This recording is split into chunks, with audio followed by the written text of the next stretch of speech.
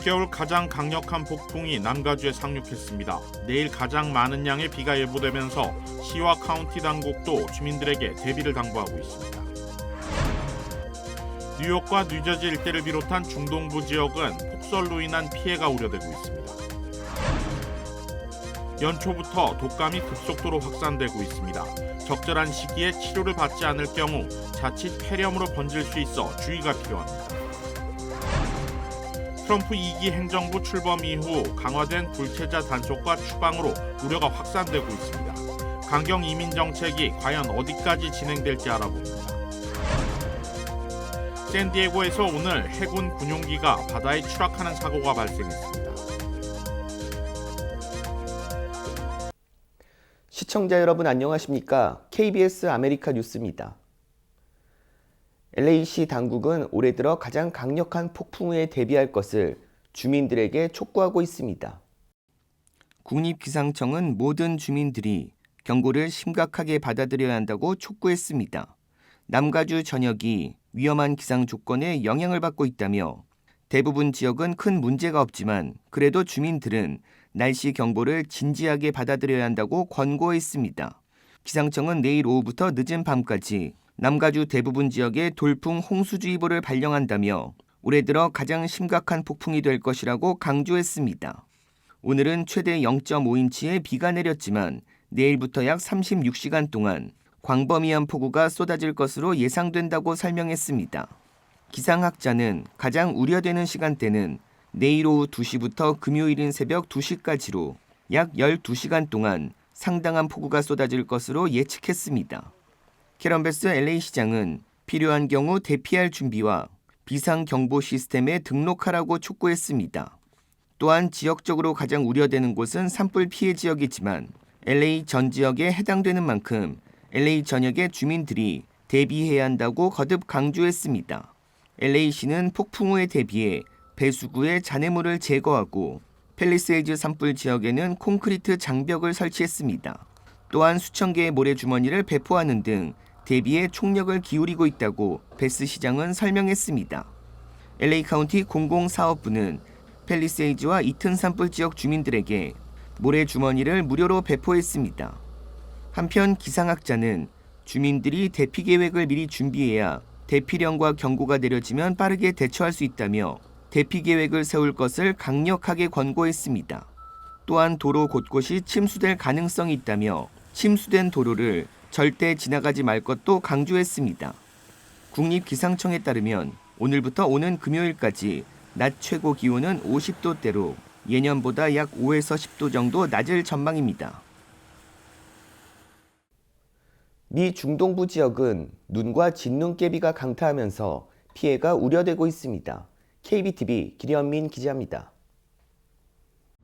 눈과 진눈깨비가 오늘 미국 중동부 지역을 강타했습니다. 국립기상청에 따르면 특히 버지니아와 웨스트 버지니아 일부 지역에서는 최대 14인치에 가까운 폭설이 예상됩니다. 버지니아주 스탠리 타운에서는 얼음 두께가 0.3인치의 우박이 내리기도 했습니다.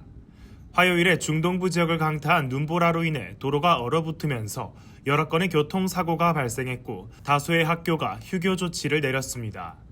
화요일 밤까지 버지니아에서는 약 12,000명의 주민이 정전 피해를 입었습니다. 버지니아 교통국은 화요일 밤 SNS를 통해 외출을 삼가고 가능한 집에 머물 것을 당부했습니다. 기상청에 따르면 볼티모어와 워싱턴 DC 일부 지역에서는 시간당 1인치의 눈이 내렸으며 워싱턴 DC의 모든 공립학교가 오늘 휴교에 들어갔습니다. 겨울 폭풍경보는 노스캐롤라이나 북서부에서 뉴저지 남부까지 확대된 상태이며 기온이 상승하면서 눈이 비로 바뀔 것으로 예상됩니다. 버지니아에서는 글렌 영킨 주지사가 비상사태를 선포한 가운데 화요일 하루 동안 학교와 정부 청사가 폐쇄되었으며 주 경찰은 700건 이상의 교통사고와 수십 건의 부상신고를 접수했다고 밝혔습니다. 웨스트 버지니아 남부 지역에서는 여러 건의 교통사고로 인해 주요 고속도로가 일시적으로 폐쇄되었습니다. KBTV 뉴스 김현민입니다. 연초부터 급속도로 확산된 독감이 아직 성행 중입니다. 독감은 적절한 시기에 치료를 받지 않을 경우 자칫 폐렴으로 번질 수 있어 주의가 필요하다고 합니다. 이우수 기자가 취재했습니다. LA 한인타운 인근에 자리한 한 대형 병원 앞입니다. 비가 오는 궂은 날씨지만 병원을 찾는 환자들이 평소보다 더 많이 눈에 띕니다. 독감 등 호흡기 관련 질환을 겪는 환자들이 연초부터 크게 증가한 겁니다. 캘리포니아주 공공보건국에 따르면 이달 들어 독감 발병률은 10명 중 3명에 가까운 30%에 육박하고 있습니다. 이 같은 확산세는 환자들이 정확한 증세를 구분하지 못해 치료가 늦어지는 데 따른 것으로 전해졌습니다. 독감은 코로나19와 일반 감기, 호흡기 세포융합 바이러스와 증세가 비슷합니다. 그러나 바이러스별로 치료 방법이 다르기 때문에 검사를 통해 정확한 감염균을 파악하는 것이 중요합니다. 초기에 빨리 치료하면 효과가 좋은데 그것이 코로나냐 독감이냐 하는 검사들이 있습니다. 거기에 맞춰서 약이 달라지기 때문에 검사가 꼭 필요하고 치료 시기를 놓칠 경우 후유증에 시달릴 수 있어 환자들의 주의도 요구되고 있습니다. 제대로 치료 안 하면 특히 기저질환이 있는 분들, 호흡기가 안 좋은 분들은 후유증으로 만성기관지염이나 폐렴 또는 기관지 확장증으로 합병증 오기 때문에 그래서 오래 갈 때 고생들 하십니다. 최근 학교를 중심으로 퍼지고 있는 백일해 역시 관심이 필요한 질병 중 하나로 전해졌습니다. 연령이 어릴수록 취약하기 때문에 정기적인 백신 접종이 권고됩니다. 어른들한테 옮을 수도 있고 자기들끼리도 옮을 수 있는데 예방주사가 있습니다. 그리고 아주 어린 애들 만나는 어르신들은 꼭 T대비라고 해서 거기에 백일의 예방주사가 섞여 있으니까 맞아갖고 어린 애들을 보호해 주시고 독감은 두통을 동반하며 열이 나고 목이 따갑고 기침이 지속되는 질환입니다. 완치에는 최소 일주일 정도가 소요되는데 백신 접종으로 예방이 가능해 미리 백신을 접종하는 것이 권고되고 있습니다. 올해 들어 독감 환자는 30% 이상 증가한 것으로 집계됐습니다. 전문의들은 빠른 진료를 통해 정확한 원인을 파악하는 것이 중요하다고 강조했습니다. KBS 뉴스 이우수입니다. 오늘 휴스턴에서 제보를 받은 이민 세관 단속국이 갱단원 체포에 성공했습니다. 자세한 소식을 KBTV 주연우 기자가 전합니다. 연방 요원들은 살인 혐의로 수배된 베네수엘라 갱단원이 개와 산책 중이라는 제보를 받고 출동했습니다. RC 요원들은 댈러스 당국으로부터 체포영장을 발부받은 후 용의자가 무기를 들고 반격할 수 없도록 그가 무장하지 않았을 때를 기다려 체포한 것으로 알려졌습니다. 지난 화요일에는 휴스턴의 다른 아파트 단지에서 트렌데 아라구아 갱단 용의자 3명이 FBI 요원들에 의해 체포된 바 있습니다. 이들은 피해자를 위협하고 학대하는 성매매 조직에 연루된 것으로 알려졌습니다. RC 집행 및 제거 작전 휴스턴 현장 사무소의 브렛 브래드포드 국장은 이번 체포가 큰 승리라고 더 포스트를 통해 밝혔습니다.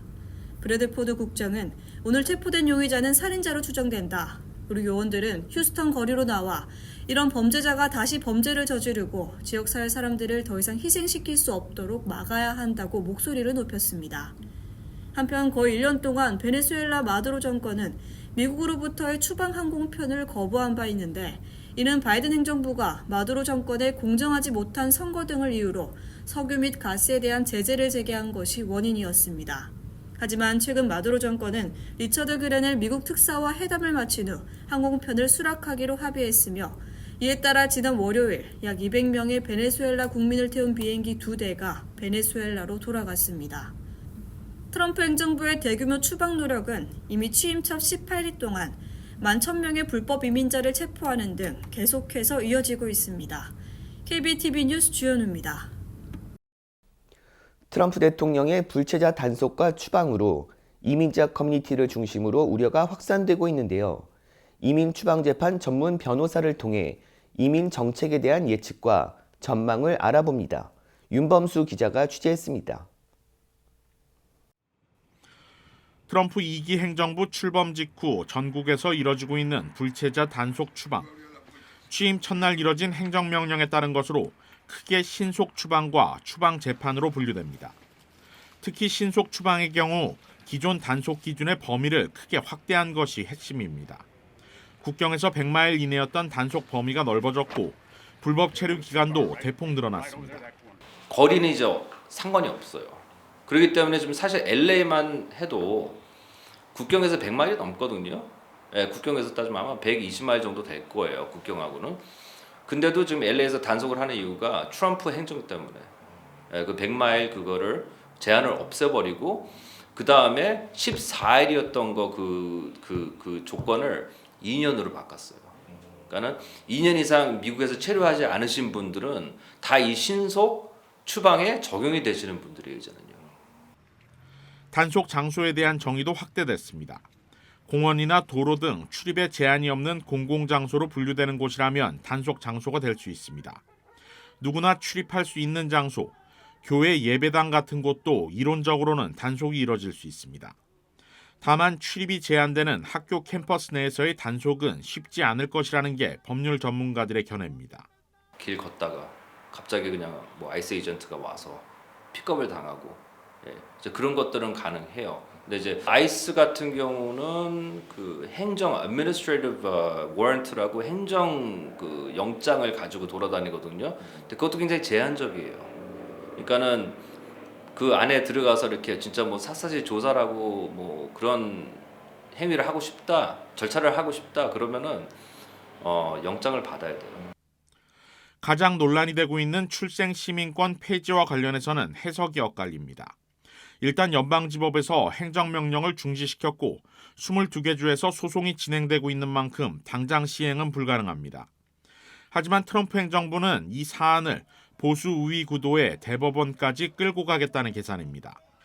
2022년 연방 대법원이 49년 만에 낙태권의 헌법상의 권리 보장을 뒤집었던 것과 같이 출생 시민권에 대한 정의 역시 대법원에서 뒤집을 수 있다는 것인데 다만 여기에는 중대한 차이가 있습니다. 낙태법에 대한 그런 right은 이게 명백하게 헌법에 그게 명시되어 있는 게 아니잖아요. 그렇지만 이거 birthright citizenship은요 명백하게 써 있어요. 개인의 총기 소지를 보장한 수정헌법 2조로 인해 총기 규제가 어려운 이유와 마찬가지로 출생 시민권 역시 수정헌법 14조로 보장되어 있는 만큼 개헌 외에는 뒤집을 방법이 없다는 해석입니다. 그래서 가장 치열하게 법적 논쟁이 벌어지고 있는 부분이 수정헌법 14조 1항에 명시되어 있는 Subject to Jurisdiction, 미국의 사법 관할권입니다. 쉽게 말해 외국인 서류 미비자들은 미국의 법적 관할권 아래 있지 않다는 것이 트럼프 행정부의 주장입니다. 뭐 비자가 만료가 되면은 다시 모국으로 떠나가는 사람들, 그 사람들이 진짜 그러니까 subject to jurisdiction 그 카테고리 안에 해당이 될까 이제 그렇게 보는 거죠. 그거를 지금 챌린지하고 있는 거예요. 대법원에서도 쉽게 그런 판결을 내릴 수는 없지 않을까 생각을 합니다.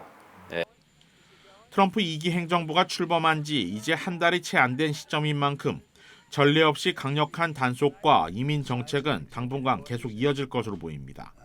다만 제한된 인력과 재원, 서류 미비자들의 경제적 기여도, 국민적 정서 등을 감안하면 그 대상과 법 적용의 한계도 분명하다는 것이 전문가들의 견해입니다. KBS 뉴스 윤범수입니다. 항공기 사고가 잇따라 발생해 안전에 대한 불안감이 커지고 있는 가운데 수개월 동안 항공교통관제사가 부족한 것으로 드러났습니다.